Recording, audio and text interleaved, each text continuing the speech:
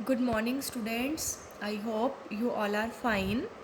आज हम business studies के अंदर जो चैप्टर नंबर 7 चल रहा है, हमारा 7th यूनिट का जो फर्स्ट चैप्टर है हमारा डायरेक्टिंग, उसके अंदर आज हम स्टडी करेंगे importance of directing and elements of directing.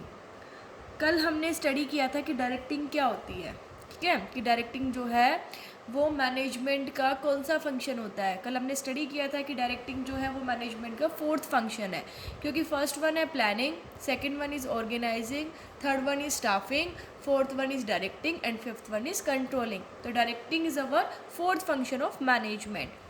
तो कल हमने पढ़ा था कि डायरेक्टिंग क्या होती है, ठीक है, और उसके फीचर्स भी हमने पढ़े थे कि कौन कौन से उसके फीचर्स हैं।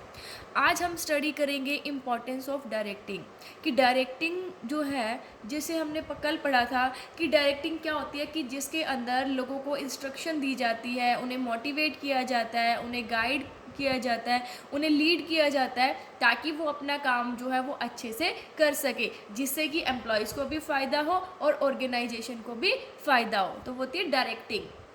तो आज हम पढ़ेंगे कि डायरेक्टिंग की इम्पोर्टेंस क्या है। तो फर्स्ट वन है हमारी it initiate action.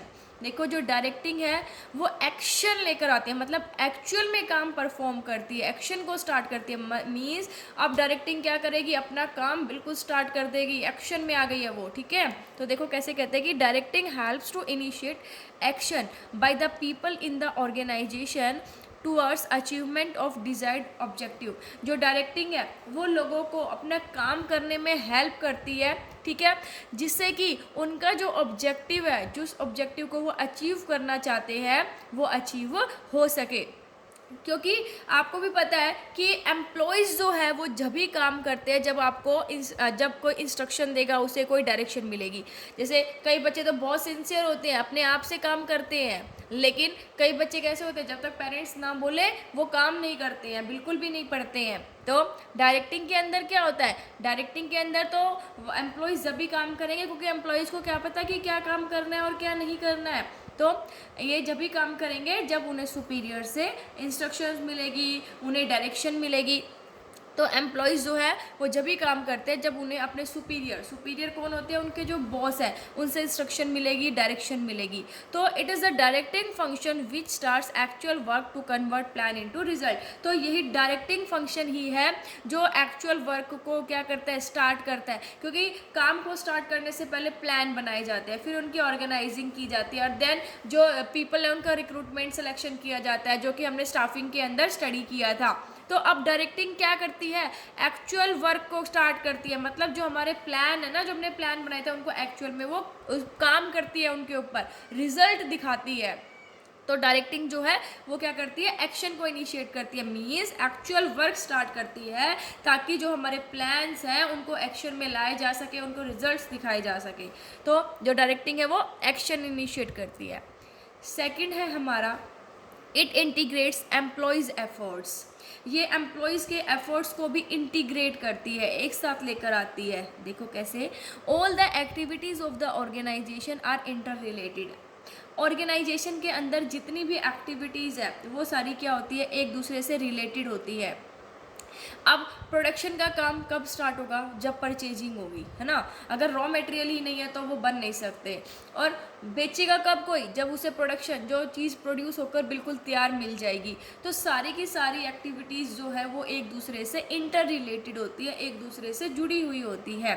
So it is necessary to coordinate all the activities. इसलिए इन एक्टिविटीज़ के अंदर कोऑर्डिनेट करना बहुत ज़रूरी है। तो डायरेक्टिंग क्या करती है, डायरेक्टिंग जो है वो जो सबऑर्डिनेट्स की जितनी भी एक्टिविटीज़ हैं उनको इंटीग्रेट करती है। कैसे इंटीग्रेट करती है, उनको सुपरवाइज करके, टाइम टू टाइम देख कर कि वो कैसा काम कर रहे हैं, उनको अच्छी लीडरशिप प्रोवाइड करके, उनको मोटिवेट करके, उनको कम्युनिकेट करके, उनको समझा कर, ठीक है। तो जो डायरेक्टिंग है वो सबऑर्डिनेट्स की एक्टिविटी को इंटीग्रेट करती है, सुपरवाइज करके, लीडरशिप करके, अच्छी मोटिवेट करके और कम्युनिकेट करके। ये supervision, leadership, motivation and communication, ये हम अभी डिटेल में आगे स्टडी करेंगे।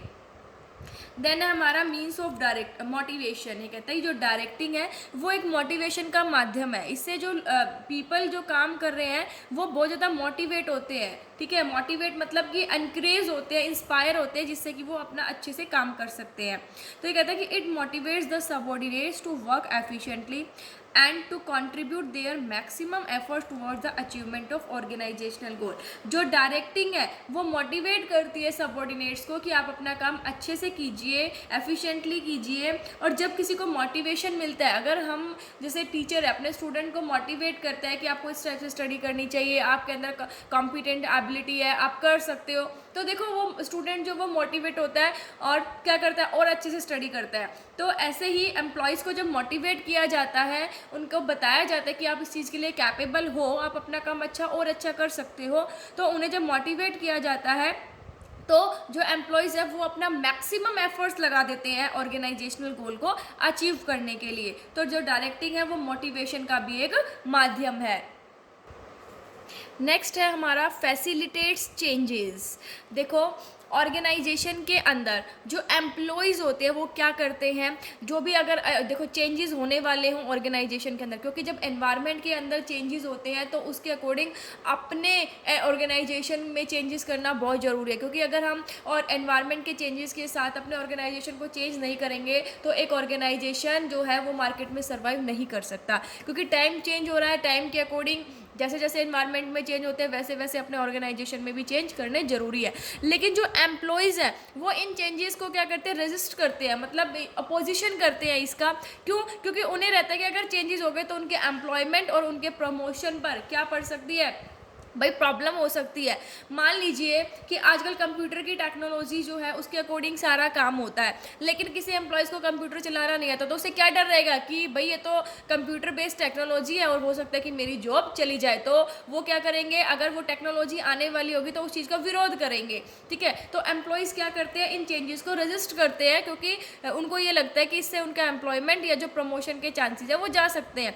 लेकिन जो डायरेक्टिंग है वो उन एम्प्लॉयज़ को ऐसे मतलब मोटिवेट करती है, ठीक है, ऐसे उनको इंस्पायर करती है, ऐसे मतलब उनको तैयार करती है, उनके माइंड को ऐसे सेट कर देती है कि वो एनवायरनमेंट में जो चेंजेस हो रहे हैं और उसकी वजह से जो ऑर्गेनाइजेशन के अंदर चेंजेस हो रहे हैं उनको एक्सेप्ट करने के लिए रेडी हो जाते हैं।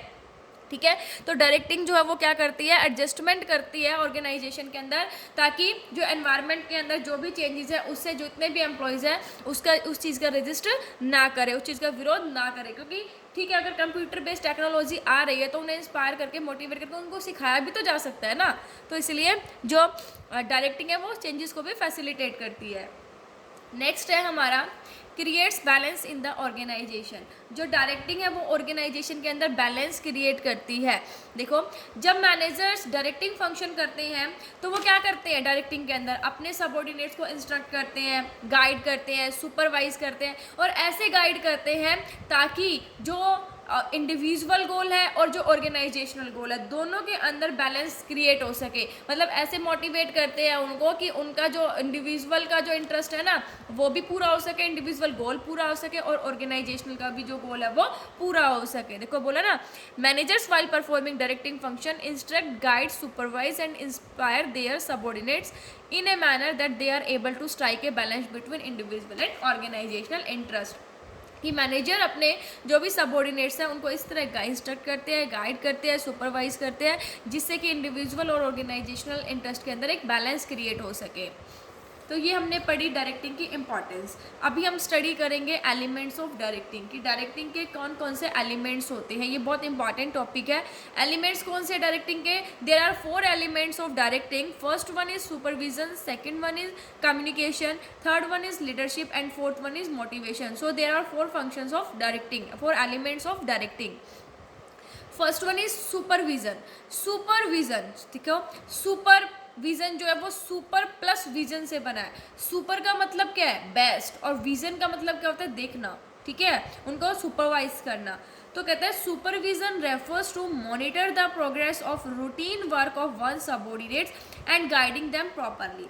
सुपरविजन का मतलब क्या हुआ बेटा, कि जो सबऑर्डिनेट्स काम कर रहे हैं उनकी डेली की प्रोग्रेस को देखना, चेक करना, और उन्हें गाइड करना, ठीक है। सुपरवाइज करते रहेंगे तो जो एम्प्लॉयज़ काम कर रहे हैं वो अच्छे से भी करेंगे, प्लस में अगर कोई गलत कर रहा है, ठीक है, तो सुपरविजन से क्या होगा कि जो सुपरवाइजर्स है वो उन्हें बताएंगे, समझाएंगे और गाइड करेंगे, तो वो काम जो है और अच्छे से भी होगा, कोई गलती भी नहीं होगी। इसलिए सुपरविजन जो है उसका मतलब क्या हुआ कि सबऑर्डिनेट्स की रूटीन प्रोग्रेस को चेक करना और उन्हें टाइम टू टाइम गाइड करना। देन है कम्युनिकेशन। कम्युनिकेशन क्या होता है? Communication refers to an art of transferring facts, ideas, feelings etcetera from one person to another and making him understand them. देखो क्या कहता है बेटा कि जो कम्युनिकेशन है, कम्युनिकेशन क्या हो गया कि कम्युनिकेशन का मीनिंग क्या हुआ, कम्युनिकेशन का मीनिंग क्या हुआ कि अपने आइडियाज़ को, फीलिंग्स को, ठीक है, एक पर्सन से दूसरे पर्सन में ट्रांसफ़र करना। मतलब कम्युनिकेशन वो प्रोसेस होता है जिसके अंदर हम अपने आइडियाज़ को, अपने फीलिंग्स को, अपने फैक्ट्स को एक पर्सन से दूसरे पर्सन में ट्रांसफ़र करते हैं और उन्हें अंडरस्टैंड भी करते हैं, मतलब कि उन्हें समझाना। देखो कम्युनिकेशन का प्रोसेस जब तक पूरा नहीं होगा जब सामने वाले बंदे को समझ में ना आ जाए जो चीज़ हम समझाना चाहते हैं, ठीक है। तो कम्युनिकेशन बस यही नहीं है कि अपने आइडियाज़, फीलिंग को दूसरे पर्सन को ट्रांसफ़र करो और उसको समझ में आए चाहे ना आए, नो, उसको ये ज़रूरी है कम्युनिकेशन के लिए कि सामने वाले बंदे को ये चीज़ समझ में आनी चाहिए। उसके बाद थर्ड है हमारा लीडरशिप। लीडरशिप क्या होता है? देखो leadership refers to influencing others in a manner to do what the leader wants them to do. Leadership कहता है कि दूसरों को ऐसे इन्फ्लुएंस करो कि जैसा वो चाहता है ना वैसे वो काम करे। कौन चाहता है? लीडर, ठीक है। देखो लीडरशिप क्या है कि दूसरों को आप ऐसे इन्फ्लुएंस करो, ऐसे लीड करो कि जैसा आप काम करवाना चाहते हैं वैसे वो काम करे। इसलिए कहते हैं कि एक अच्छा लीडर बनना बहुत ज़रूरी होता है, क्योंकि एक अच्छा लीडर जो है वो अपने फॉलोअर से अच्छा काम करवा सकता है। फिर है मोटिवेशन। मोटिवेशन क्या होता है? देखो motivation refers to that process which inspire people to work for attainment of the desired objective. Motivation वो प्रोसेस होता है जिसके अंदर लोगों को इंस्पायर किया जाता है, लोगों को एनकरेज किया जाता है कि वो अच्छे से काम करे और अपना जो डिजायर्ड ऑब्जेक्टिव है उसको पूरा कर सके। तो मोटिवेशन के अंदर लोगों को इंस्पायर किया जाता है ताकि वो अच्छे ढंग से काम कर सके। तो आज ये चैप्टर हमारा यहीं पर फिनिश होता है। आज हमने इंपॉर्टेंस स्टडी की, एलिमेंट स्टडी की। Thank you, stay safe, stay home, thank you.